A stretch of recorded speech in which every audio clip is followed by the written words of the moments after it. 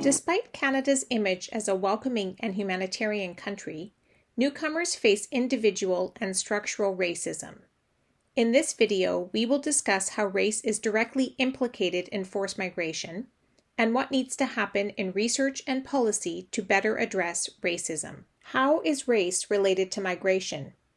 According to Lenton, 2020, page 5, race is, quote, a technology for the management of human difference, unquote.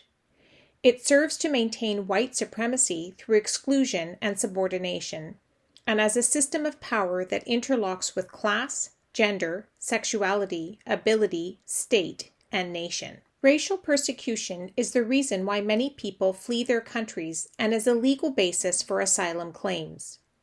Race is also at the core of refugees' experiences because of being portrayed as unwelcomed intruders, threats, or economic burdens. Most significantly, forced migration is managed through an inherently racially determined international order that continues to privilege whiteness.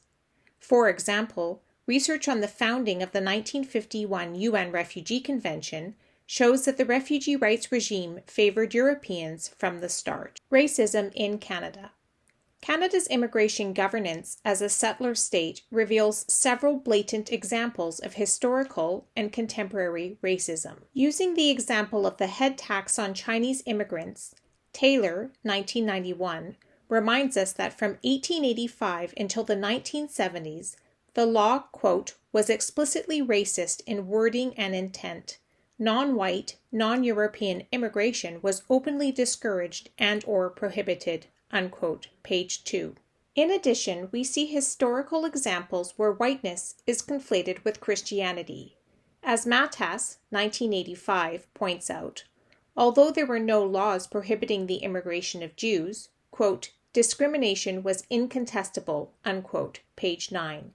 This enabled Canadian immigration authorities to refuse entry of Jewish people who were fleeing Nazi persecution, the Holocaust, and the aftermath of the Holocaust. Research also demonstrates that in Canada, racism continues to manifest through structures, institutions, policies, and practices. For example, visible minority migrants, newcomers, and refugees state that they are treated less favorably by teachers, health service providers, border officials, police, and at government offices. In schools, children, adolescents, and their families experience institutional racism via social segregation, curriculum content, pedagogical approaches, and discipline procedures. Structural racism means there are several gaps in healthcare access among racialized migrants. These include limited health insurance eligibility, concerns about negative immigration consequences, for example, medical repatriation, requirement to present proof of status at point of care, and scarce culturally and linguistically appropriate care. Gaps and promising practices in forced migration studies and policies. Despite its significance to forced migration, race is largely overlooked or inadequately addressed in forced migration. For example, Whiteley, 2017, shows that critical border studies does not articulate a theory of racism or work from a history of racism. Race is also overlooked in many mainstream analyses of forced migration. However, there are some emerging good practices. By making evident that race is an essential starting point for understanding refugees and forced migration, critical refugee studies scholars offer paradigm-changing anti-racist methodological and theoretical frameworks.